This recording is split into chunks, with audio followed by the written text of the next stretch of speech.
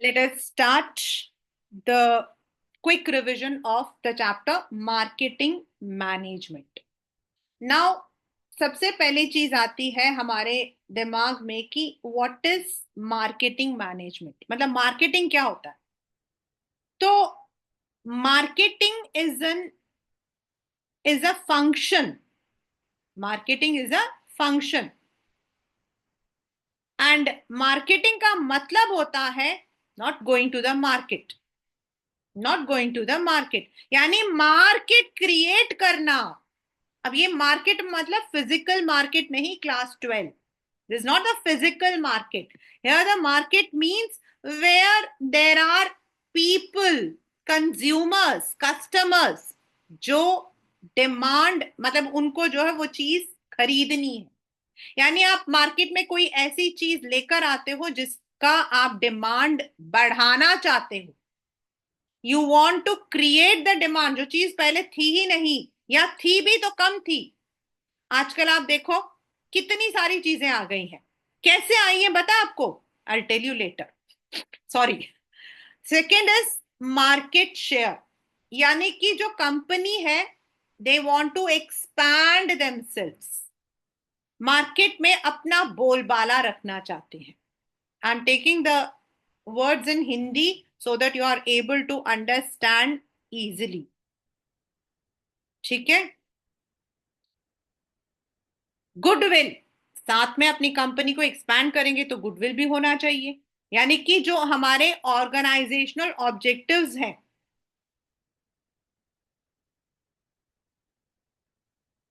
Growth, profit, survival, तीनों। तो marketing होता है जिससे कि आप अपना जो स्टैंड है in the market you are creating. और कैसे क्रिएट करते हो, आपके अपने प्रोडक्ट के लिए डिमांड क्रिएट करना। और वो डिमांड आप कैसे क्रिएट करते हो, थ्रू वेरियस मीडिया। तो दैट इज मार्केटिंग। और इन सारे चीजों को मैनेज करना इज मार्केटिंग मैनेजमेंट। तो व्हाट आर द फीचर्स। पहला, नीड्स एंड वांट्स। एक बार पेपर में आया था, क्योंकि तब तो 1 मार्कर क्वेश्चन होता था हमारा, कि what is the difference between needs and wants. Needs मतलब जो जरूरत है, which is essential, which is essential, जरूरत है। एंड वांट इज मांगना, डिमांड। एग्जाम्पल, सब बच्चों को जो है लिखना जरूरी है, तो they need pen. Pen is essential for all the students. लेकिन मैं तो रोटामैक का ही पेन खरीदूंगा, मैं तो पायलट पेन ही खरीदूंगी, that is want. Every person needs food, clothes and shelter. हर इंसान को मैस्लो थियोरी के according food, clothes and shelter की जरूरत पड़ती है। फूड आई वुड ईट, लेकिन मैं तो मैकडोनाल्ड ही खाती हूं, I don't go for the KFC burger. तो मेरा वांट है वो। Clothes everyone require but I only buy Zara, that is want. तो जो आपका मार्केटिंग है वो वही चीज है कि नीड और वांट को क्रिएट करना।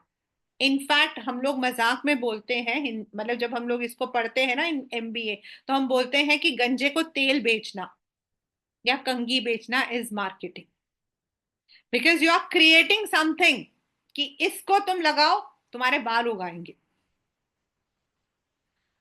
देन उसके लिए कोई ऐसी चीज ऑफर करना which is of value to that person, कि वो खरीदेगा। और खरीदेगा कैसे, एक्सचेंज मैकेनिज्म, यानी कि बाय गिविंग द मनी। तो marketing in another word is creating something which is valuable for the customers. Customers के लिए वैल्यू है इसलिए वो पैसा देते हैं, और आपकी कंपनी का जो ग्रोथ, प्रॉफिट और सर्वाइवल है वो बढ़ाते हैं। एंड पहले हमारा जो इनिशियली जो होता था दैट वाज कि जो कैवॉट एम्प्टर मतलब जो खरीदने वाला होता था, they had to be very very careful, but now it is the company which has to be careful, that is what vendor. तो जब हम मार्केटिंग को क्रिएट करते हैं, मार्केटिंग मैनेजमेंट को लेकर चलते हैं, तो we have to be double assure कि हमारा जो प्रोडक्ट है वो किन फिलॉसफीज पर चलता है। जरूरी नहीं है कि आपकी कंपनी सिर्फ एक ही फिलॉसफी को लेकर चले, आपकी कंपनी दो फिलॉसफीज को लेकर भी जा सकती है। आपके कुछ प्रोडक्ट एक फिलॉसफी को लेकर चलेगा, दूसरा किसी और को, फॉर एग्जाम्पल मारुति। अब आप लोग जो कंफ्यूज होते हो बहुत ज्यादा, प्रोडक्शन, मैं हिंदी में लिख रही हूं ज्यादा मात्रा, यानी कि when the number of products are more and less value and less value, when the number of products are ज्यादा, यानी कि एक मशीन से आप एक ही बार में 1,000 सामान निकालते हो और आप उसको सस्ते दाम पर बेचते हो। द सेम थिंग दूसरा दुकानदार एक मशीन से 500 निकालता, वो महंगा बेचता है क्योंकि उसकी मशीन से निकली हुई जो सामान है उसकी क्वालिटी बहुत अच्छी है। बट आपके मशीन से जो निकली है उसकी क्वालिटी नॉर्मल है, जिसको हर एक इंसान खरीद सकता है। सबके घर में ब्लिंकिट होता है, स्विगी इंस्टामार्ट होता है, जेप्टो होता है, सबके पास है। ठीक है, तो इस क्लास के बाद ओपन करो और उसमें देखिए हर तरीके के ऑयल मिलते हैं, ऑयल खाने वाला। उनमें एक होता है नॉर्मल और दूसरा होता है pressed, PRESSED, pressed, pressed groundnut oil, pressed सरसों का तेल, ऐसे करके। तो जो नॉर्मल है दैट इज प्रोडक्शन कंसेप्ट। ऐसा नहीं कि वो खराब प्रोडक्ट है, but it is a normal concept जिसमें ज्यादा तेल को एक साथ मैन्युफैक्चर करते हैं to cater to everyone's need. Versus जो प्रोडक्ट कंसेप्ट होता है वो होता है आपका सामान, जो आप सामान बना रहे हो, बेहतरीन सामान और दाम ज्यादा। तो जो आपका नॉर्मल ऑयल है दैट कम्स अंडर प्रोडक्शन, क्योंकि वो ज्यादा तेल मैन्युफैक्चर करते हैं and they sell it out on lesser price. जो प्रेस्ड होता है उसमें स्पेसिफिक आपके जो है कंपोनेंट्स होते हैं, स्पेसिफिक आपकी मैकेनिज्म होता है, तो उसका जो दाम होता है वो ज्यादा होता है। तो वो product concept. Maruti Alto production and Maruti का जो आपके बलिनो या फिर आपके ग्रैंड वितारा है वो प्रोडक्ट, क्योंकि उसमें आपके प्रोडक्ट के क्वालिटी, प्रोडक्ट के डिजाइन, उस पर काम किया जाता है, बट दाम ज्यादा होगा। ठीक है, द थर्ड इज सेलिंग। अब इसमें जब सेलिंग आती है तो why you are all confused. Selling का मतलब यहां प्राइस नहीं है, सेलिंग का मतलब है धड़ाधड़ बेचना, जस्ट एग्रेसिव सेलिंग। इसमें जो वर्ड आपके आएगा वो आएगा एग्रेसिव, यानी कि आप ऐसे टेक्निक बेच रहे हो, दुकानों में बेच रहे हो, यहां बेच रहे हो, वहां बेच रहे हो, यू आर नॉट बॉदर्ड कि आपका जो कस्टमर है वो रिटर्न होगा या नहीं। प्रोडक्ट या प्रोडक्शन में हम हमेशा रिटर्न बैक कस्टमर देखते हैं। रिटर्न बैक मतलब कितने कस्टमर्स वापस आपका ही प्रोडक्ट खरीदते हैं, कितने कस्टमर्स वापस आपका ही प्रोडक्ट खरीदते हैं, क्योंकि अगर वो वापस आपका प्रोडक्ट खरीदते तो आपका ब्रांड एस्टैब्लिश्ड है, और अगर वो आप वापस नहीं खरीदते हैं तो that means you are just using the selling. जितने भी आपके वो लोकल में, रोड में, लोकल में 50% मतलब कि वो करके सेल करते हैं, कितनी बार हम लोग वापस जाते हैं उन दुकानों में। लेकिन जो जूडियो, जारा, मैकडोनाल्ड, इनमें तो हम वापस जाते हैं, जाते हैं ना हम इसमें। शायद ही कोई ऐसा होगा जो नहीं जाता होगा, मतलब anything which is, for example I am not a McD one, मतलब मुझे मैकडी का एक बर्गर ही थोड़ा बहुत ठीक लगता है, otherwise I am not a McD one. KFC I like. कहने का मतलब है कि if I have a preference तो मैं क्या लूंगी, डेफिनेटली मैं केएफसी वापस जाना चाहूंगी। और सेलिंग होता है जस्ट सेल आउट, बस प्रॉफिट कमाना, नॉट रिटर्न कस्टमर। कस्टमर वापस आता है नहीं आता है इस पर हम ध्यान नहीं देते। फोर्थ इज मार्केटिंग कंसेप्ट, जो अभी हमने पढ़ा ना, मार्केटिंग जो अभी हमने पढ़ा फीचर, यानी आप अपने प्रोडक्ट के through you want to create a customer base. आप कस्टमर के अकॉर्डिंग अपना जो प्रोडक्ट है उसे डिजाइन कर रहे हो। आपने सर्वे किया है कि लोगों को क्या क्या चीजें पसंद आती हैं, वो अपनी गाड़ियों में, अपने मोबाइल में, अपने टीवी में क्या चीज देखना पसंद करते हैं, और आपने अपना जो डिजाइन है उसके अकॉर्डिंग किया है। प्रोडक्ट में आप सिर्फ डिजाइनिंग पर ध्यान दे रहे हो अपनी तरफ से, अपनी तरफ से। मार्केटिंग में आप कस्टमर की निगाह से अपनी चीजों को डिजाइन करते हो। व्हाट चिल्ड्रन लव, बच्चों को क्या पसंद है उसके अकॉर्डिंग मैगी। पेरेंट्स को क्या पसंद है, सब्जियां, तो मैगी के अंदर सब्जी भी डाल दी। बच्चों को क्या पसंद है, इंस्टेंट फूड। पेरेंट्स को क्या पसंद है, the food should not be made of fine floor, यानी कि मैदा, तो आटा मैगा मैगी बन गया। This is marketing. सोशल जो है उसके अंदर हम मार्केटिंग के अंदर एक और एलिमेंट ऐड कर देते हैं, जैसे बिरयानी के ऊपर सैफरन ऐड करते हैं खुशबू के लिए, केवड़ा ऐड करते हैं। सोशल मार्केटिंग के अंदर हम सोशल ऑब्जेक्टिव्स को भी ऐड करते हैं। तो now what are the social objectives, आजकल लोगों को हेल्थ कॉन्शियस हो गए हैं, भगवान ही जाने कहां से हुए, मुझे नहीं पता। बिकॉज मुझे लगता है कि आजकल के बच्चे हेल्थ के बारे में कॉन्शियस है ही नहीं, they only watch the Snapchats and the reels. कोई हेल्थ कॉन्शियस नहीं है, लेकिन हेल्थ कॉन्शियस हो गए हैं। तो हम अपने प्रोडक्ट के अंदर वो चीजें भी ऐड करते हैं जिससे उनकी हेल्थ को प्रॉब्लम्स ना आए। सोशल नॉर्म्स को फॉलो कर रहे हैं हम,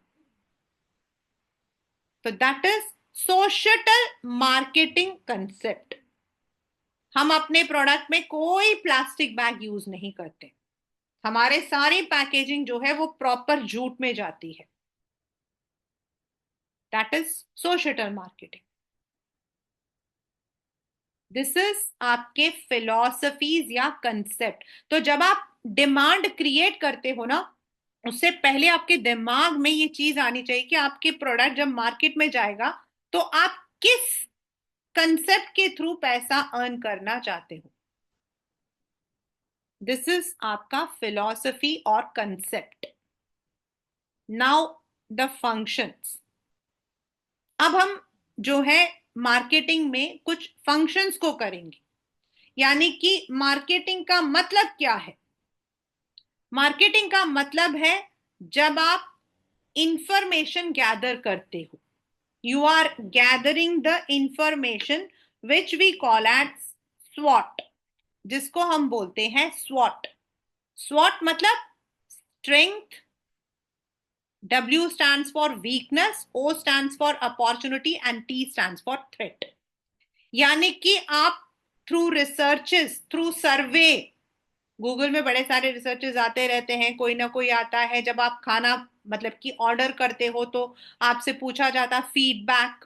all of them are forms of gathering and analysing the market information, कि लोगों को क्या पसंद आया, क्या नहीं आया, वो अपने प्रोडक्ट के अंदर क्या चीज देखना चाहते हैं, सर्विस में क्या चीज एड ऑन करना चाहते हैं। तो you find out the market information. आपका जो प्रोडक्ट है वो किस what you call as target customer को डील करेगा, whether it will be from 0 to 15, या फिर आपके जो है कस्टमर्स आपके जो है वो टीनेजर्स हैं, दैट इज 12 to 19, उससे बड़े हैं, आपके प्रोडक्ट को सबसे ज्यादा कौन खरीद रहा है, तो आप सर्वे करके ये सारी चीजें गैदर करते, देन यू फाइंड आउट कि आपके जो प्रोडक्ट, मतलब जो प्रोडक्ट आप लॉन्च करने वाले हो और आपकी कंपनी, उसका क्या स्ट्रेंथ है, how you feel that is going to be an attractive thing in the market. Weakness क्या है, ऑलरेडी बहुत सारे लोग मार्केट में आ चुके हैं, ऑलरेडी बहुत सारे मार्केट में आ चुके हैं, right now what will be the opportunities, government ने कुछ नया स्कीम स्टार्ट किया है, या लोगों में अवेयरनेस आ गई है, आपको लगता है कि इस अपॉर्चुनिटी को आपको लेना चाहिए and you should bring this in the market, end of course threat क्या है, weakness and threat will be inter related.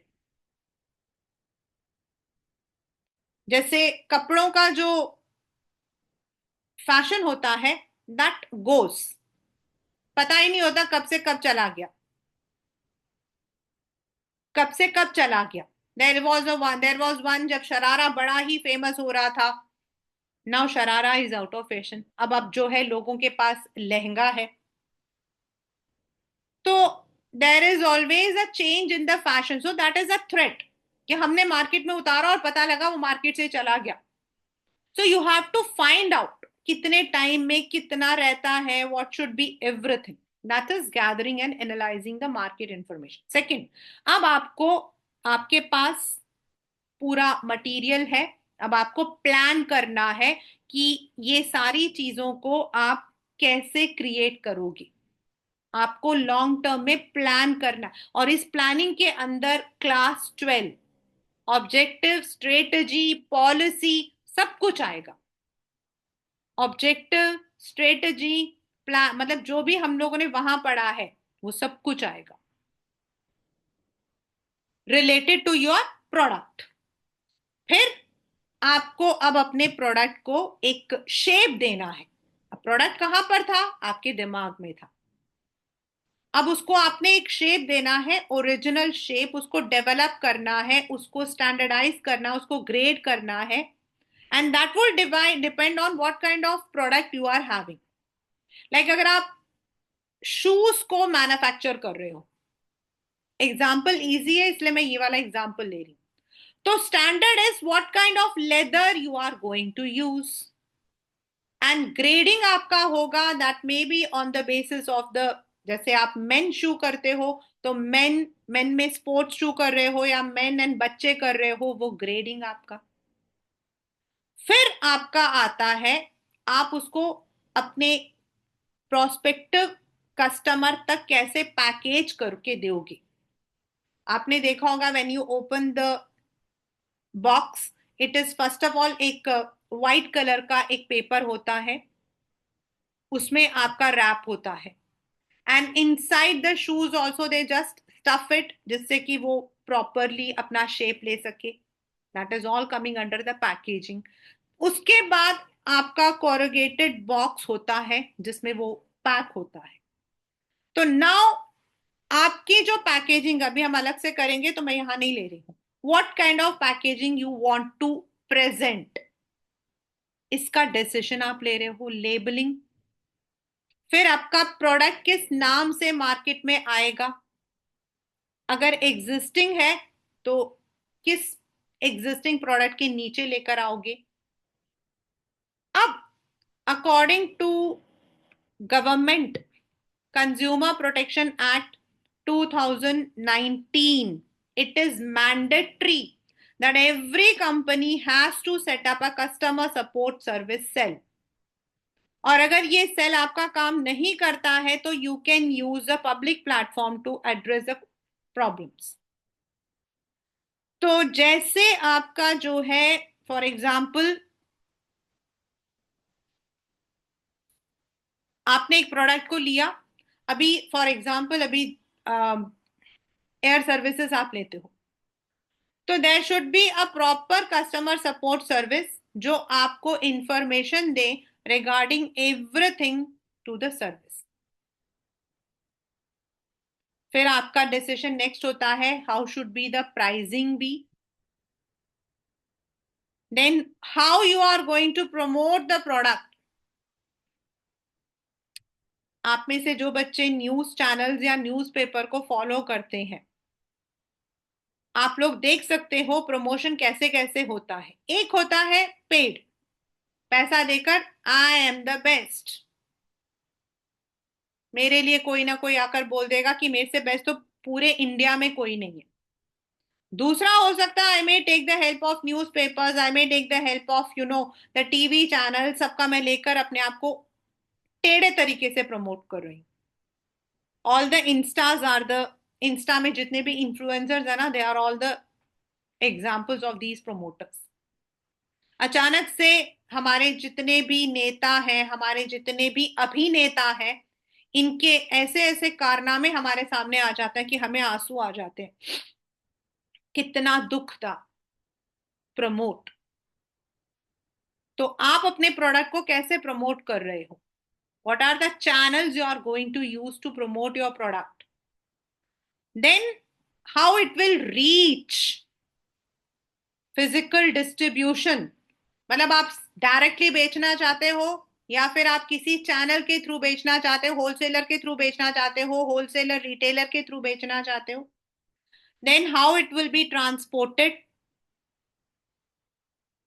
It can be train, it can be the normal roadways, and till the product is not sold, अगर आपका उन material में आ जाता है तो then आप जो हो उसको कहाँ स्टोर करोगे? तो ये हमारे फंक्शंस होते हैं जो हम मार्केटिंग के अंदर लाते हैं। ये सारी चीजें एक मार्केटिंग मैनेजमेंट डिपार्टमेंट करता है। ठीक है। नाउ अगर आप देखो तो इसके अंदर है product design, standardisation, packaging, branding, है ना ये। उसी तरीके से कस्टमर सपोर्ट, देन आपका प्रमोशन एक तरफ है, देन आपका प्राइसिंग, फिजिकल डिस्ट्रीब्यूशन। ये जो आपके प्रोडक्ट से रिलेटेड जो इंफॉर्मेशन है, इसको हमने चार हिस्सों में, है तो यही चीज लेकिन हमने इसको चार डिफरेंट हेडिंग के नीचे डाल दिया, जिसको हम बोलते हैं मार्केट मिक्स, जिसको हम बोलते हैं मार्केट मिक्स। यानी कि प्रोडक्ट को ब्रांड करना, पैकेज करना, लेबल करना, प्रोडक्ट मिक्स। देन प्राइस को डिसाइड करना, प्राइस मिक्स। प्रमोट कैसे करोगे? प्रमोशन में कैन प्लेस, यानी कि चैनल्स ऑफ डिस्ट्रीब्यूशन, उनको हम प्लेस मिक्स है वही। और इनको हम क्या बोलते हैं? 4 P's। और इनको हम बोलते हैं एलिमेंट्स, मार्केटिंग मिक्स के एलिमेंट्स, 4 P's। ठीक है। तो now let us come to the marketing. इसी में आते हैं हम कि सबसे पहला हमारा है ब्रांडिंग। तो branding is giving the name to your product. आपका जो प्रोडक्ट है उसको आपने नेम देना है, एंड नेम दे। और ये अगर इफ यू हैव दिस, मतलब अगर आपके हो भी सकता है, even if you are not having this as a part of your project, then also this question is normally asked by the teachers कि what are the features of a good brand. अगर आप अपने product को पहली बार market में ला रहे हो तो आपको कुछ ऐसा नाम रखना चाहिए कि आगे आने वाले सालों में जैसे जैसे उस तरीके का प्रोडक्ट आप लॉन्च करोगे उसी नाम से लॉन्च करोगे। Like Nestle India is a company. Nestle India का नेस्कैफे भी है, नेस्टी भी है, और उनका फूड आइटम्स भी है।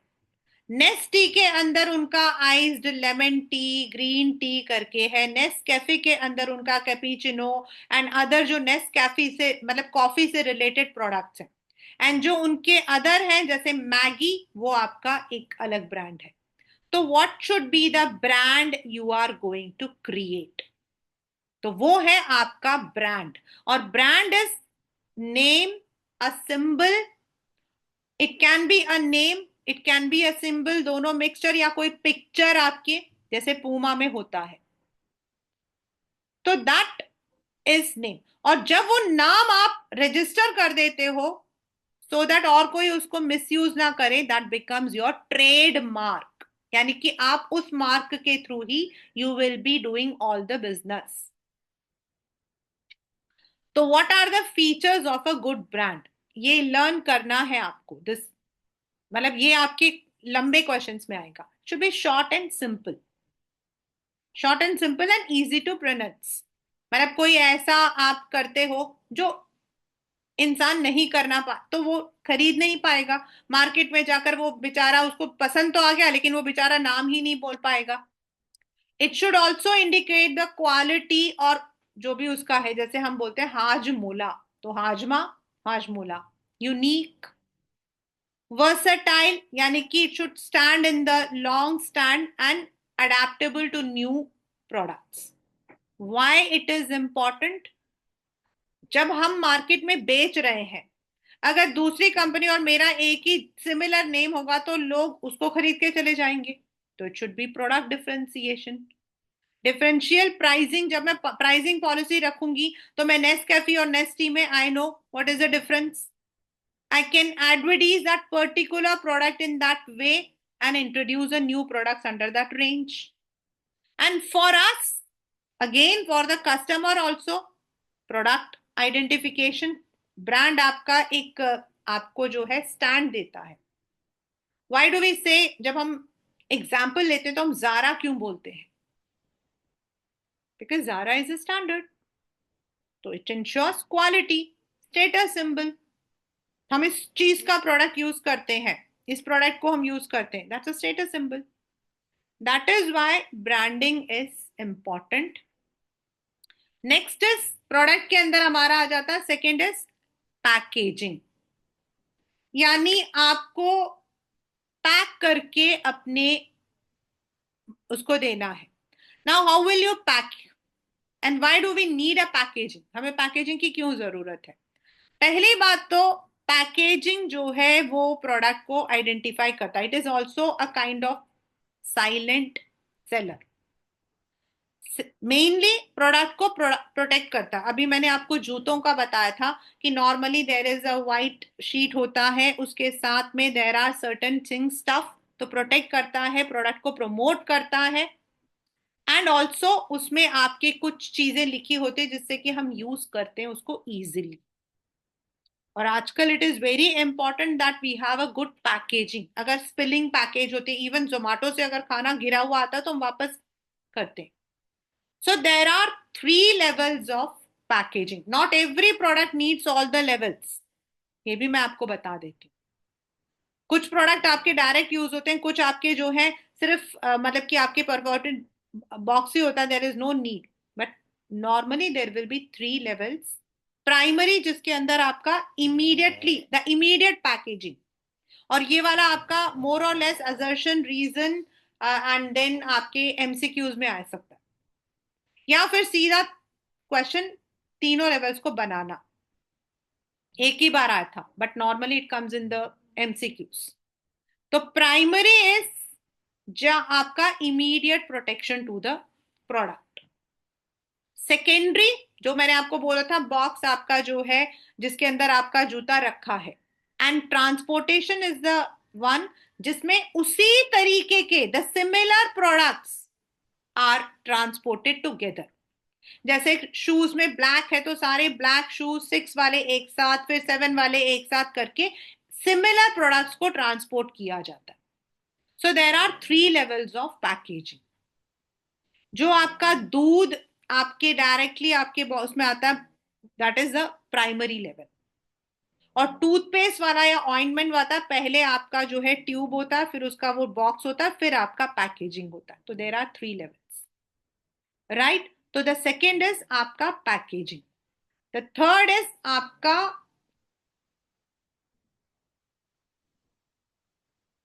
लेबलिंग, तीसरा आपका प्रोडक्ट में है आपको लेबल करना।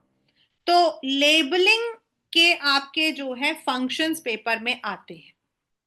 पेपर में आपके लेबलिंग के फंक्शंस आते हैं कि व्हाट इज मतलब कि व्हाई इट इज इंपॉर्टेंट, तो यही लिखना है आपको। पहली बात, labelling is which describes the product. Branding और आपका जो पैकेजिंग था वो तो कलर दे रहा है आपके प्रोडक्ट को, ब्रांड दे दिया, ब्रांड आपने लिख दिया। अब उसके अंदर जो प्रोडक्ट है उसको प्रॉपरली इंग्रेडिएंट्स को, कंटेंट्स को पूरा बताएगा। नेम लिखा है, ब्रांड लिखा है, ग्रेडिंग उसमें डालनी पड़ती है, मतलब अगर साइज है तो साइज, अगर if it is food item तो फूड आइटम के अंदर वेज नॉन वेज आपका अलग आ जाता है, तो वो, then it is a silent salesman also, क्योंकि आप देखते हो प्रोडक्ट को, यू बाय इट, और एक बार आपको आदत हो जाती है। And it also provides the information required by law, consumer protection act के according. Labeling is very important because उसके अंदर आपका इंग्रेडिएंट्स, कोई भी if you want to give certain warning वो, मैन्युफैक्चरिंग डेट, अगर कोई एक्सपायरी डेट है तो वो, everything has to be produce, और अगर वो नहीं होगा, उसकी वजह से कोई प्रॉब्लम हुई, तो देन द कंपनी में बी सीउड। तो लेबलिंग उस काम को करता है। ये this is a related question to consumer protection also, मतलब विच, ये आपका आता है राइट टू इंफॉर्मेशन के अंडर। किसके अंदर आता है? राइट टू इंफॉर्मेशन के अंदर आपका आता है लेबलिंग। तो आपके पेपर में क्वेश्चन आ सकता है, identify the function of label, sorry, function of management which has been ignored, या मतलब कि identify the right which has been ignored. तो राइट टू इंफॉर्मेशन आपका लेबलिंग के अंडर आता है। Labelling is right to information, it gives you the information. ठीक है, तो ये जो तीनों चीजें थी इसने हमारे प्रोडक्ट को डिफाइन किया कि हमारा प्रोडक्ट क्या है, हमारा प्रोडक्ट किस ब्रांड में होगा, उसकी लेबलिंग कैसी रहेगी, उसकी पैकेजिंग हमारी कैसी रहेगी। Yes, function of marketing, yes. It can identify, दोनों तो इसमें आता ही। हाँ, तो ये फंक्शन तो है, labelling is part of functions, मतलब different words can be used, identify which function has been violated, which right has been violated. ये हमारा था, प्रोडक्ट बन गया। अब प्रोडक्ट आपके सामने आ गया, अब आपको उस प्रोडक्ट को प्राइसिंग देनी है। अब आपको उसे कैसे आप पैसा दोगे, यानी कि what should be the money that a consumer should spend to buy it. Second P, and वो होता है आपका ओवरऑल प्रोडक्ट कॉस्ट कैसा है। जैसे अभी मैंने आपको एक हमने वो जो अभी ऊपर देखा था ना, फिलॉसफीज, अगर सेलिंग फिलॉसफी है तो आप प्रोडक्ट के दाम को कम रख सकते, प्रोडक्शन कम है तो भी आप दाम कम रख सकते हो, क्योंकि you will B manufacturing in mass and selling at a lower price. लेकिन अगर आपका प्रोडक्ट प्रीमियम है तो फिर आपका जो कॉस्ट होगा वो भी ज्यादा बनेगा।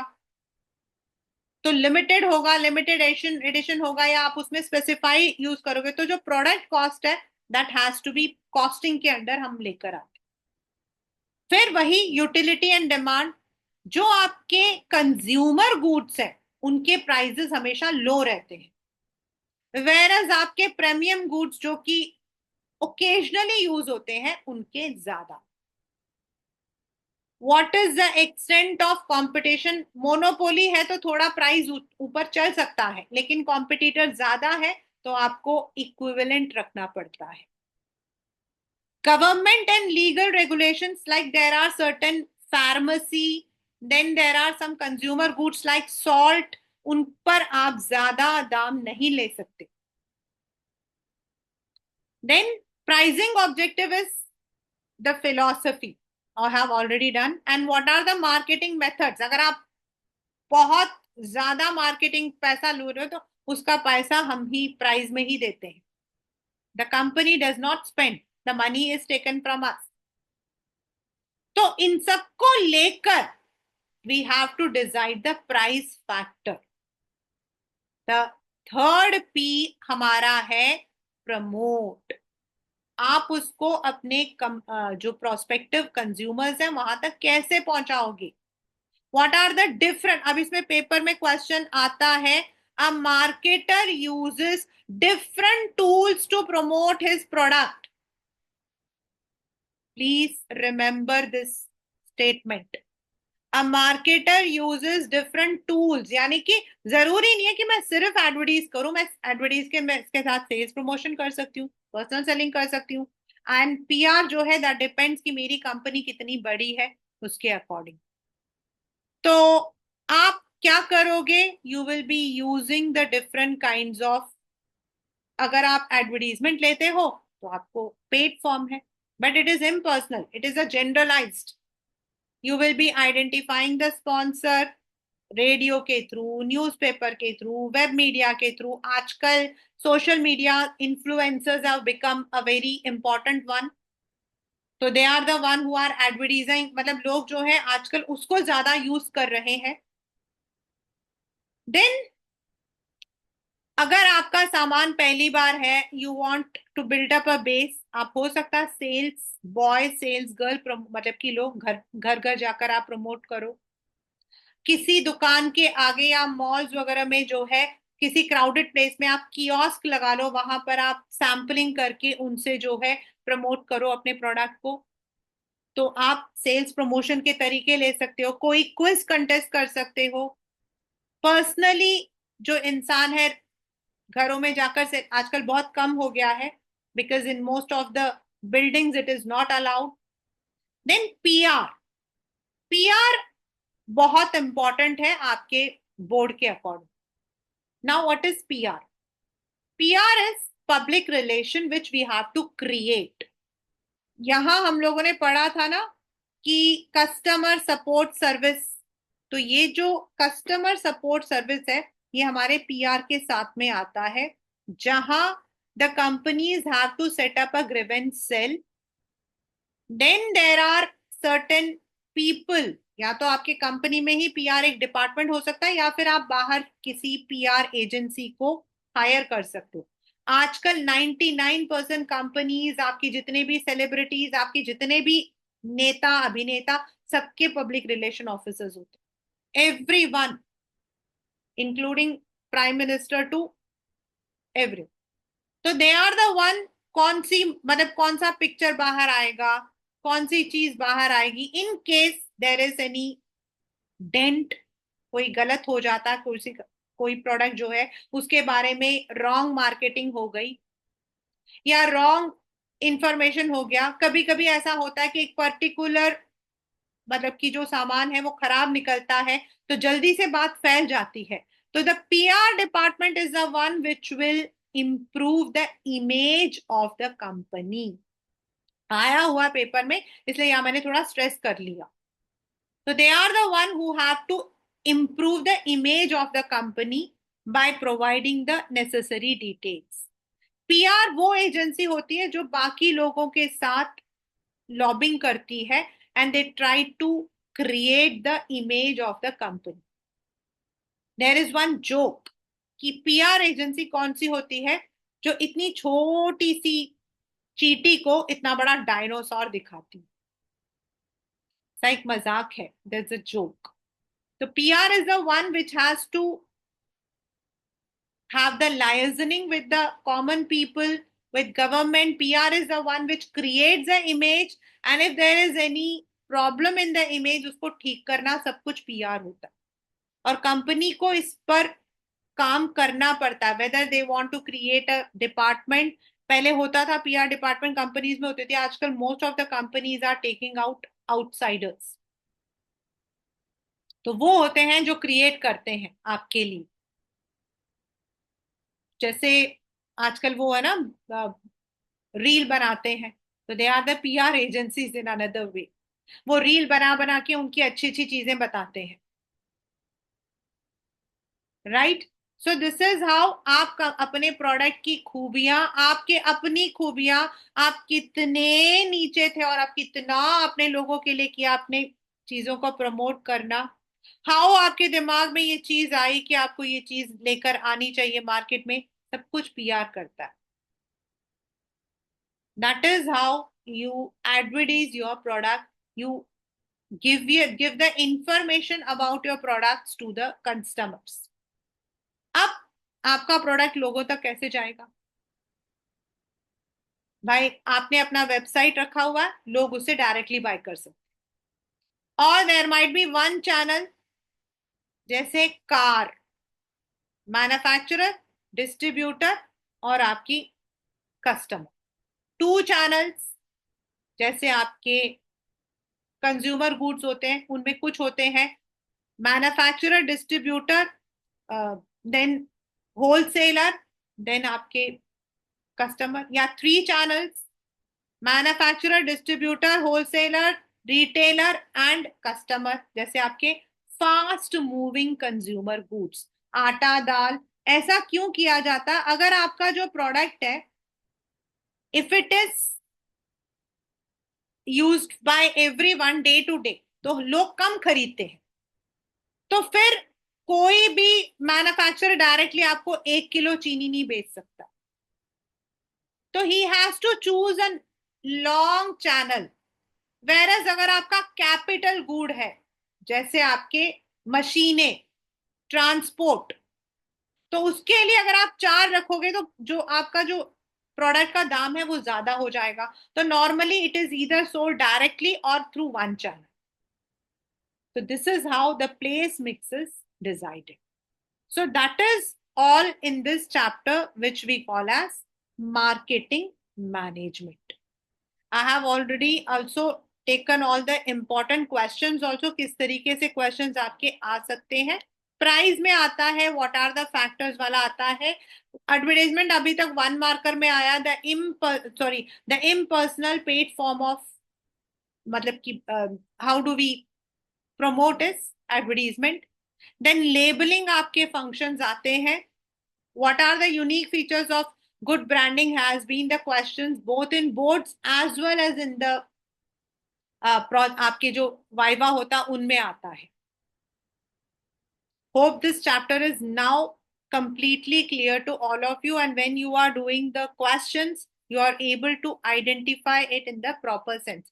जो वर्ड्स मैंने बोले हैं ना बच्चे, उन पर थोड़ा सा हमेशा ध्यान देना। और मैक्सिमम आप लोगों की प्रॉब्लम्स किसी ब्रांडिंग वगैरह में नहीं आती, आपकी प्रॉब्लम आती है जब आप लोग कंसेप्ट करते हो। कंसेप्ट में आप लोग इतना ज्यादा मतलब कि कंफ्यूज होते हो। मैं बार बार कह रही हूँ, why I'm taking things which are on a larger scale, economies of scale में प्रोड्यूस करते हैं, उनके दाम कम होते हैं। जैसे आपका नमक, नमक की कितनी कीमत है? 25 रुपए, 25 rupees, because it is consume by everyone. उसका दाम कम होता है और वो ज्यादा प्रोड्यूस होता है, because everyone eats, everyone has to take. Product आपका होता है, कुछ लोग ही उस चीज को खरीदते हैं, तो प्रोडक्ट के डिजाइन पर, उसकी क्वालिटी पर काम करते हैं। आइडेंटिफिकेशन के लिए बता रही हूं मैं। Selling is aggressive selling just to earn profit, बस। पांचों कंसेप्ट का मेन ऑब्जेक्टिव तो बेटा आपका जो है, इट इज प्रॉफिट ओनली। लेकिन सेलिंग का सिर्फ एक ही मकसद होता है, प्रॉफिट, बस। उस दिन I think one child asked me this. Production में भी नेचुरल है बेटा, अगर मैं कोई कंपनी खड़ी कर रही हूँ तो उसे मैं खाली पीली तो नहीं कर रही हूँ ना, मैं प्रॉफिट के लिए खड़ी कर रही हूँ। बट प्रोडक्शन में जो प्रॉफिट मैं लेना चाहती हूँ ज्यादा, मतलब कि मैन्युफैक्चर करके कम दाम में। प्रोडक्ट में मैं जो हूं, I want to take up the profit by designing my product beautifully and I buy it. Kalamkari sari product, और जो आपके जॉर्जेट साड़ीज होती हैं प्रोडक्शन, क्योंकि सभी लेडीज उसे खरीदती हैं। कलमकारी, माहेश्वरी, कांजीपुरम वो प्रोडक्ट होता है, क्योंकि उसमें डिजाइन और उनके उस पर काम किया जाता है। सेलिंग जस्ट सेल आउट करना, sell sell sell sell sell, 10 रुपए के दो, 10 रुपए के पांच, just. Marketing, when you have first of all identified your target customers, you have identified what they need, और आपने अपने प्रोडक्ट को उनको टारगेट करते हुए बनाया। और जब उसमें आप सोशल भी डाल देते हो, मतलब आप किसी के मतलब की हेल्थ को या फिर वेल बींग को एनवायरमेंट को, इनको भी लेकर, मतलब आपका कंपनी सिर्फ जूट बैग यूज करता है, नो प्लास्टिक्स आपका पॉलिसी है, तो दैट बिकम सोशल मार्केटिंग। तो जब आप ये वर्ड यूज करते हो ना, इन सबके एक ही भाई, सभी चीजों के लिए मेन ऑब्जेक्टिव तो मार्केट शेयर, प्रॉफिट ही है। लेकिन किस चीज पर हम ज्यादा फोकस करते हैं, दैट इज हमारा फिलॉसफी। और एक कंपनी दो प्रोडक्ट के लिए दो फिलोसफीज ले सकती है, जरूरी नहीं है कंपनी एक ही फिलोसफी पे दो प्रोडक्ट को सेल करे। So that depends. तभी वो लोग। Now I am moving to the next chapter, organizing के बाद staffing. And no doubt now Tata ji is not with us, but he had a very good quotation that a company must, an organization must see that their assets, remember, one marker में आया है ये paper में कि ये किस function को relate करता है। Our assets when it moves in the evening should come back in the morning. और आपको पता है जमीन, जायदाद, फर्नीचर तो रात शाम को चल के नहीं जा सकते हैं, तो वो कौन से एसेट्स होते हैं? Human assets. तो जब ह्यूमन एसेट्स जाते हैं तो उन्हें वापस आना चाहिए, मतलब कंपनी में ऐसी पॉलिसी होनी चाहिए कि लोग आपकी कंपनी में काम करने के लिए तैयार हो। The meaning is that people are ready to work in the company, they are curious to work in your company. और उसके लिए there is always a function called staffing. और स्टाफिंग का जो डेफिनेशन है, it is right person for right job. और ये जो मैंने दोनों कोटेशन बोले हैं, ये आपके एग्जाम में आए हुए हैं, and not once, many times. किसने बोला ये नहीं आया है? कौन सा फंक्शन है ये आया है? तो right person and right job का मतलब क्या हुआ? If you remember the principles of management, तो साइंटिफिक प्रिंसिपल में टेलर ने कहा था कि any person when recruited, he should be rigorously selected, मतलब सिलेक्शन का एक प्रॉपर प्रोसीजर होना चाहिए, and then there should be a proper training so that the person is working in your company on a long term. दूसरा, आपको अगर Taylor के principles याद हो, तो Taylor's principle said that there should be stability of personnel. And what does it mean? Stability of personnel means the company should have some system in which the people working are given minimum time to prove their capability. जो minimum time है वो देना चाहिए, यानी कि at least 6 months probation period. तो ये जो दोनों प्रिंसिपल्स है, ये स्टेट करते हैं कि right person and right job. अगर person is not trained for that job, तो डेफिनेटली इनएफिशिएंसी क्रिएट होगी। एंड इफ द जॉब, मतलब वाइज वर्सा, इंसान जो है वो हाईली क्वालिफाइड है, उसके लिए जॉब आपने कुछ ऐसा दे दिया तो वो डेफिनेटली डीमोरलाइज होगा, वो दूसरी नौकरी ढूंढेगा। So this means right person, right job.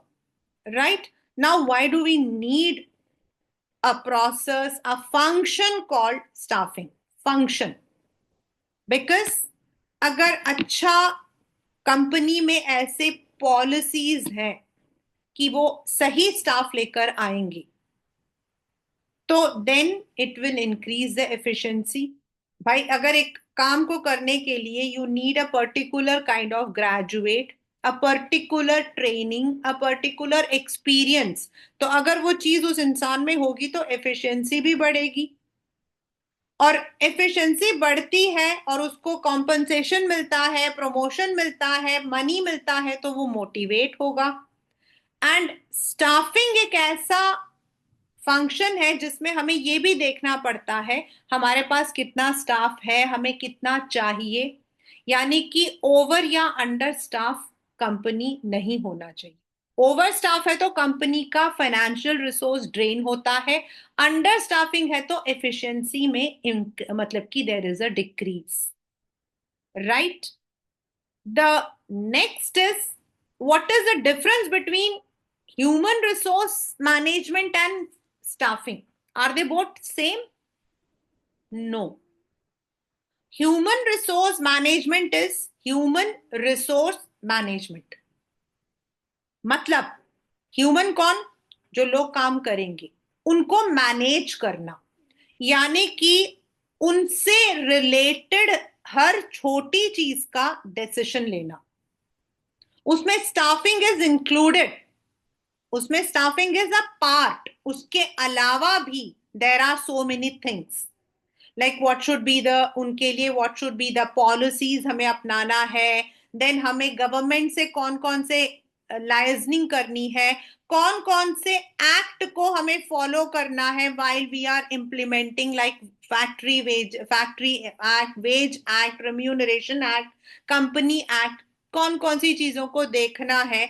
मतलब besides staffing they also have many duties related to the human resource। उनको कब ट्रेनिंग देनी है, कौन सी ट्रेनिंग देनी है, everything whatever related to that will be human resource. And staffing is a simple function जिसके अंदर हम स्टाफ को कंपनी में लेकर आएंगे और उनको स्टेबलाइज करने में हेल्प करते हैं, राइट। तो now what is the process of staffing function, उसके क्या, अब इसमें थोड़ी सी प्रॉब्लम आती है कि स्टेप के अंदर भी स्टेप्स होते हैं। तो पहले आप समझिए द प्रोसेस ऑफ स्टाफिंग, और first is estimating the man power. मतलब आपके पास फिलहाल जब आपको रिक्वायरमेंट है तो आपके पास अभी कितने हैं, एंड दिस, ये जो एस्टिमेटिंग मैन पावर है आपके पास कितने हैं, ये तभी पॉसिबल है अगर आपकी कंपनी पुरानी है। अगर आपकी कंपनी एकदम न्यू है तो आपको जो है ये एस्टिमेट करना कि आपको कितना मैन पावर चाहिए। तो एस्टिमेटिंग मैन पावर में आता है आपका work load and work force, यानी कि आपकी कंपनी में इस वक्त कौन कौन से काम है। वर्कलोड मतलब the type of work you have, how many people you need, और अभी आपके पास कितना वर्कफोर्स है। अगर नहीं है तो आपको पूरा रिक्रूट करना होगा। तो पहला हमारा फंक्शन है estimating the man power. Second is recruit करना, यानी कि ये जो मैन पावर को हमें लेकर आना है उसके लिए हमें तरीका ढूंढना है। क्या ढूंढना है? तरीका। रिक्रूट यानी हम बाहर से लेकर आए या कंपनी में जो लोग काम कर रहे हैं उन्हीं को थोड़ा इधर उधर कर दें। If your company is old then आपके पास दोनों ऑप्शंस हैं, इंटरनल और एक्सटर्नल दोनों। लेकिन अगर आपकी कंपनी न्यू है तो आपके पास एक ही ऑप्शन है, वो है एक्सटर्नल, राइट। तो इंटरनल इज हॉरिजॉन्टल और vertical, that is transfer and promotion. Transfer आपका होगा सेम लेवल पर बट दूसरे डिपार्टमेंट या दूसरे ब्रांच में। जैसे आप एसबीआई के कनॉट प्लेस ब्रांच में काम कर रहे थे, अब आपको लक्ष्मी नगर ट्रांसफर कर दिया, काम आपको वही करना है, आप पहले लक्ष्मी वहां कर रहे थे अब यहां कर रहे। एंड प्रमोशन इज, आप वहां पर अपर डिवीजन क्लर्क थे, आपने एग्जाम दिया, अब आप ऑफिसर पे आ गए, तो प्रमोशन आपका वो होता है। तो इंटरनल होता है जो ऑलरेडी आपके एग्जिस्टिंग स्टाफ है, एंड एक्सटर्नल जब आप बाहर से लाओगे, राइट। तो the very first was estimating the man power, कितना हमें चाहिए. देन सेकेंड इज हम इन मैन पावर को कैसे लेकर आएंगे, क्या तरीका होगा, बाहर से लाएंगे या ऑलरेडी जो है उनको लेकर आएंगे. अब अगर हमें बाहर से लाना है तो what are the options we are having. अगर आपकी कंपनी मैन्युफैक्चरिंग करती है या दुकान है तो आपके पास डायरेक्ट रिक्रूटमेंट है, यानी आप जो हो नोटिस बोर्ड लगा देते हो कि आवर कंपनी नीड्स 10 वर्कर्स. आप जो हो नोटिस बोर्ड लगा देते हो. डायरेक्ट रिक्रूट करना. वांटेड सेल्स गर्ल्स, अगर आपने कभी दुकानों पे देखा हो, that is direct recruitment. Casual callers, यानी आपके पास पहले आपने मतलब इंटरव्यू कंडक्ट किया था, आपके पास कुछ डेटा पड़ा हुआ है, कुछ बायोडेटास पड़े हैं, उनसे आप उनको बुला रहे हो. ठीक है. एडवर्टीजमेंट, पेड फॉर्म, न्यूज़पेपर में आप एड दे रहे हो, जो हमारे 11th स्टैंडर्ड में था, required one executive minimum MBA with 5 years experience. वो एम्प्लॉयमेंट एक्सचेंज वैसे तो गवर्नमेंट के लिए जाता है, हम लोगों के लिए नहीं होता है. This is for the government. Placement agencies, इनमें अलग अलग होती हैं. टॉप लेवल के लिए होता है आपके, there are top level agencies, there are middle level. ये लोग जो है बायोडेटास रखते हैं, और अगर हम इनको कांटेक्ट करें तो ये हमें उनमें से जो बेस्ट मतलब की होता है उनको, कैंडिडेट्स को हमारे पास भेजते हैं. हमें डायरेक्टली एडवर्टीजमेंट करने की जरूरत नहीं होती है, हम उनको कॉल कर देते हैं तो वो नंबर, उनके पास जो बायोडेटा होते हैं वो हमें भेज देते हैं.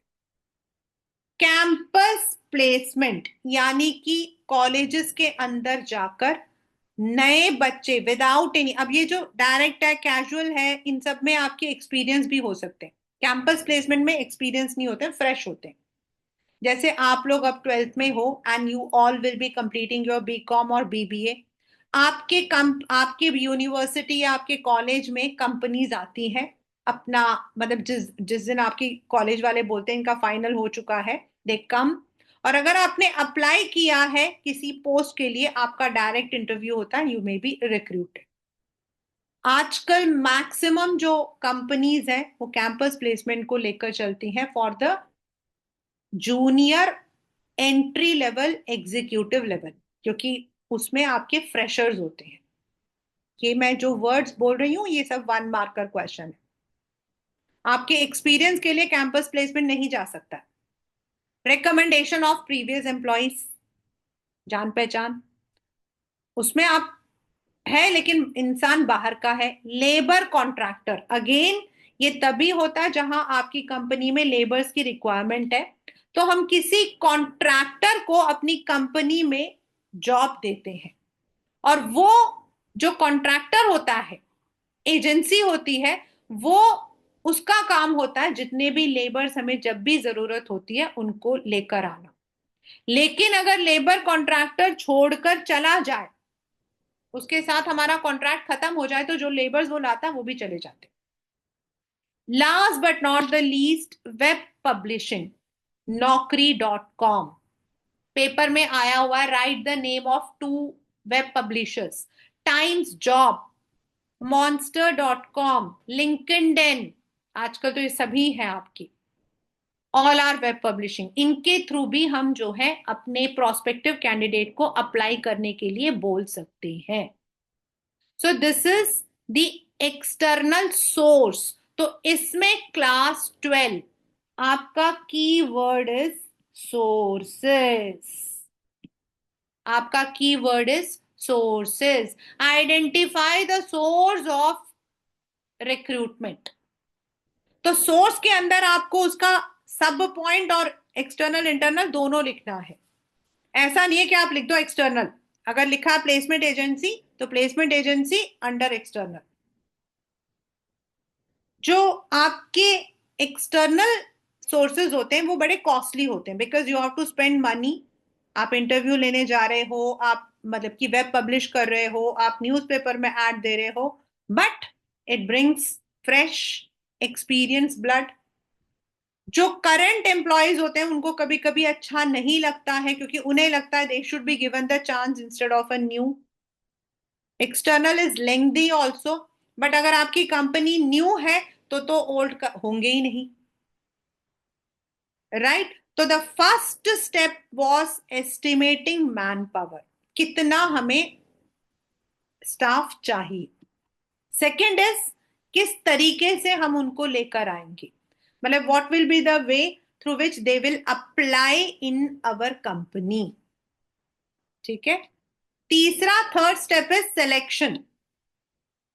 अब आपके पास सारे के सारे बायोडेटास आ चुके हैं, अब आपको उनमें से चूज करना है कि आप किसको इंटरव्यू में बुलाना चाहते हो। पहले आप प्रिलिमिनरी स्क्रीनिंग करोगे, मतलब आप सारे बायोडेटास को गो थ्रू करोगे। उनमें से जो आपको बेस्ट लग रहे हैं उनको आप शॉर्टलिस्ट कर लोगे। और हो सकता है आपकी कंपनी में टेस्ट भी हो, सभी कंपनीज में टेस्ट नहीं होते हैं, बट हो सकता है आपके पास हो। तो व्हाट आर द टेस्ट? ये आपके 1 मार्कर में आता है। एप्टीट्यूड, यानी नई चीजों को लर्न करने का आपके अंदर how much curiosity you have to learn new skills. What will be the keyword? New skills. What is your curiosity for learning new skills? आपका aptitude क्या है?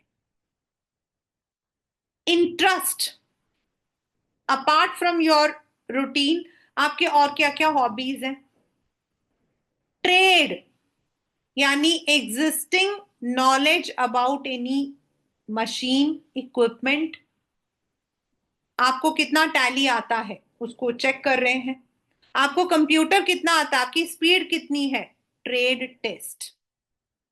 एंड पर्सनालिटी, आपकी ओवरऑल थिंकिंग, आपका साइकोलॉजिकल, क्योंकि हम लोगों ने बैरियर्स पढ़े हैं, तो आपकी साइकोलॉजी क्या है किसी चीज को लेकर, आपको गुस्सा किस बात पर आता है, किस बात पर आप मुस्कुराते हो, सिचुएशंस अगर अगर डिफिकल्ट हैं तो आप उसे कैसे हैंडल करते हो।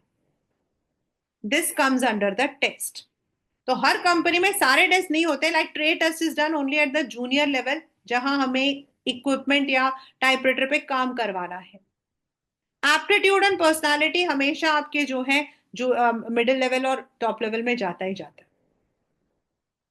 फिर टेस्ट हो गया, अब आपके पास और फिल्टर हो गए, अब आप उनको इंटरव्यू पे बुलाओगे personal.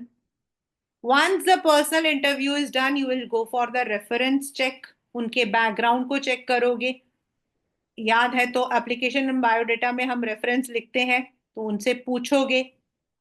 Then it is the point जब आप डिसाइड करोगे कि ये जो शॉर्टलिस्टेड है इनमें से किन कैंडिडेट्स को आप नौकरी देना चाहते हैं। And that is why selection is also called as a negative process, क्योंकि हमें एलिमिनेट करना पड़ता उनको जो हमें उस सिचुएशन में लगते हैं सही नहीं है। देन जो, अब जिनको आपने सेलेक्ट कर लिया उनका मेडिकल एग्जाम होता है। Then you give them the job offer. पहले आप क्या देते हो? ऑफर देते हो कि भाई हम आपको अपनी कंपनी में रख रहे हैं, this will be the terms and conditions, this will be your job, ये आपका है। Once the candidate gives that yes he has accepted, फिर हम कॉन्ट्रैक्ट ऑफ जॉब देते हैं, जिसमें उसके प्रोबेशन पीरियड, उसका मतलब कि व्हाट विल बी द पूरा जो प्रोफाइल है प्रॉपर उसके काम करने का जॉब प्रोफाइल, वो उसमें मेंशन होता है। फिर वंस द पर्सन ज्वाइंस, उसके बाद पीरियोडिकली उसका अप्रेजल होता है, उसका मतलब कि हाउ ही इज परफॉर्मिंग, और उसी के बेसिस पर उसकी सैलरी इंक्रीमेंट प्रमोशन वगैरह डिसाइड होता है। And side by side then he goes for the next, that is training and development. Now what is selection is called as a negative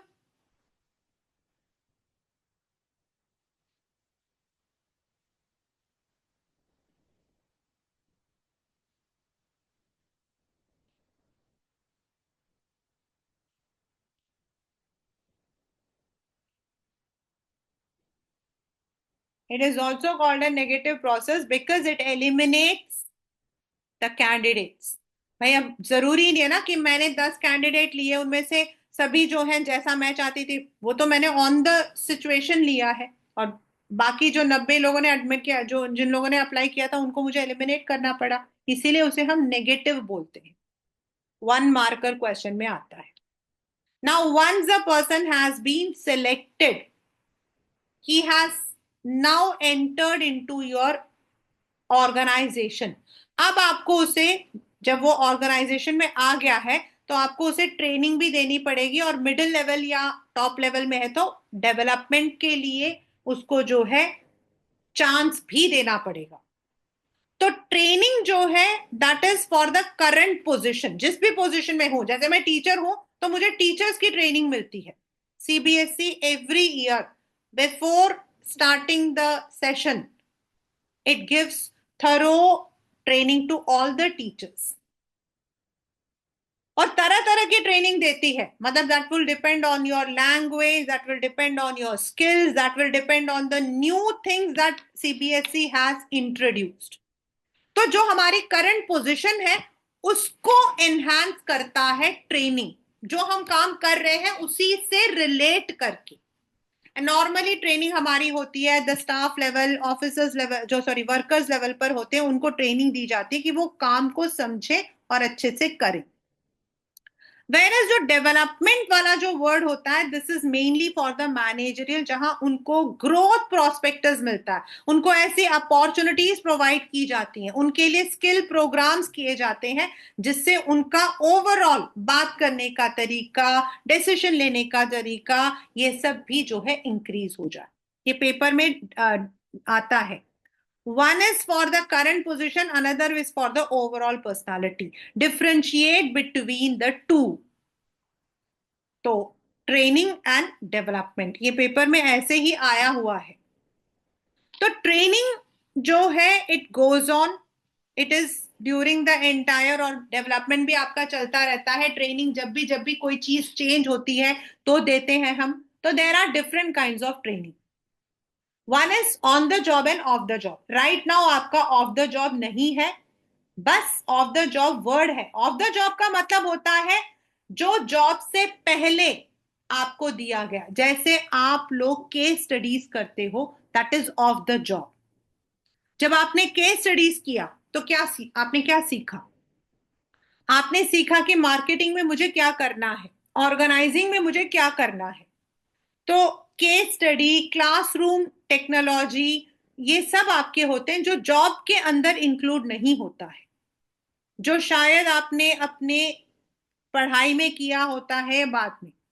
Whereas on the job is when you are in the company, you are already joined, तो आपके on the job होते हैं। और on the job के आपके जो methods हैं वो हैं वेस्टिब्यूल, मतलब ऑन डमी मशीन्स। अभी हम लोगों ने ऊपर पढ़ा था ट्रेड टेस्ट।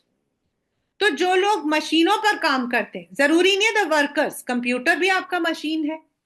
नई चीज आई है, नया कुछ आया है, जैसे आपके जो आर्मी होता है, देन आपके जो शिप के अंदर क्रू होते हैं, एरोप्लेन में जो पायलट्स होते हैं, आपको क्या लगता है कि वो सीधा उड़ा देते हैं? नो।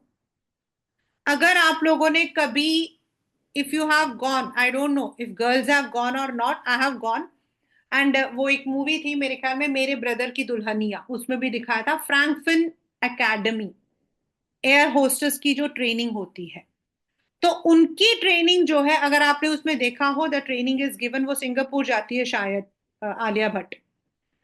तो उसमें क्या होता है कि आपको डमी एरोप्लेन के अंदर जो है they give you the training. वहां पर पूरा, अगर आप फ्रैंकफिन गए हो तो वहां अंदर जाओगे, क्योंकि पहले इंस्टीट्यूट था ना, तो मैं ऐसे जाती थी इन सब चीजों के लिए। जब मेरी जो गर्ल्स होती थी, व्हेन दे वांटेड, तो मैं वहां गई थी, तो मैंने देखा था कि प्रॉपर अंदर उन्होंने जो है एक एरोप्लेन का माहौल बना रखा है। या thank you so much, thank you so much, and I tell you why I laughed at ले। उसमें क्या है कि आपका जो है व्हेन यू गो इनसाइड, तो they have made a dummy aeroplane, उसमें कैसे बैठना है, and then when the air hostess comes तो उनको कौन कौन सी चीजों को देखना है, everything is given on the dummy aeroplane, and then they are taken to the main aeroplane, तो उसको हम बोलते हैं वेस्टिब्यूल।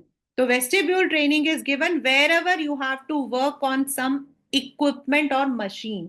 तो वर्कर्स होते हैं, और आपके पेपर में जो सबसे ज्यादा आपका कॉमन क्वेश्चन है कि workers were not able to work on the machine, they the machines were sophisticated, the manager had ordered for new machines but the workers were not able to, there was wastage of time, there was accident, तो what should the manager do, ये question paper में आया है।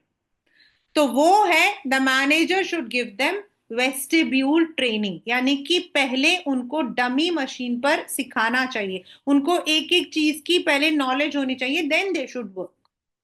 Second is apprenticeship, this is only for the skilled people, जो आपके plumbers, electricians, carpenters, ये लोग जो है अप्रेंटिसशिप के थ्रू काम करते हैं। Mechanics, if you remember the chapter going places, जो जॉब जो उसका ब्रदर होता है सोफी का, ही वॉज एन अप्रेंटिसशिप, यानी कि उनको जो है सिखाया जाता है बाय द मास्टर ट्रेनर। इसमें वर्ड आपके क्या आएगा, मास्टर ट्रेनर। जैसे इलेक्ट्रिशियंस जो होते हैं वो ये नहीं बताते ये स्विच बोर्ड है, वो अपने साथ में जो रखते हैं वो कहते हैं छोटू स्क्रू ला कर दो, ये ला कर दो, और इस तरीके से उनको सिखा देते हैं।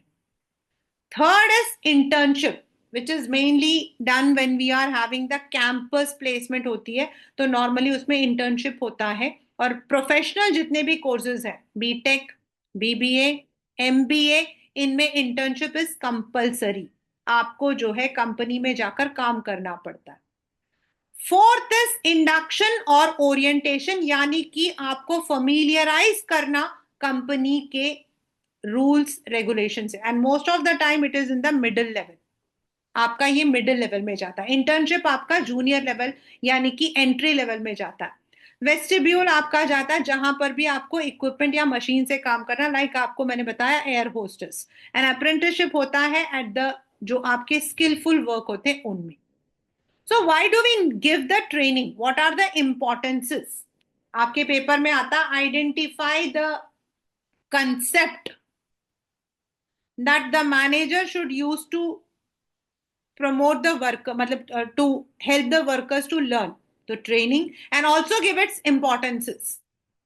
तो इम्पोर्टेंस ये है कि first of all if you don't have any training तो आप there might be some mistake, so if the training is given it enhances the efficiency, और टाइम टू टाइम अगर हम ट्रेनिंग देते रहते हैं तो that also boost up the moral, लोगों को, लोग चीजों को सीखते हैं।